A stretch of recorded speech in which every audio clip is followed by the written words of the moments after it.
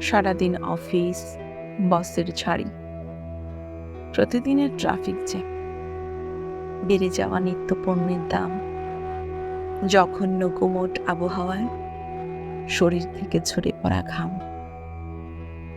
সবকিছু পিছে ফেলে রাতের ৩ প্রহরের সময় হয় খানিক ঝুল বারান্দায় দাঁড়াবার। ঝুল বারান্দার একদিকে নিম গাছ, তার গন্ধে মন্থর রাতের বাতাস। সেই বারান্দার রেলিংয়ে ভর দিলে দেখা যায় এক চিলটে আকাশ। রেলিংয়ে ঝুঁকে আমি আকাশ দেখি। আকাশ থেকে নেমে আসে এক পরী। তুচ্ছতা আর অপমানে যখন ওঠে না বিশ্বাস, পরী আমার জন্য নিয়ে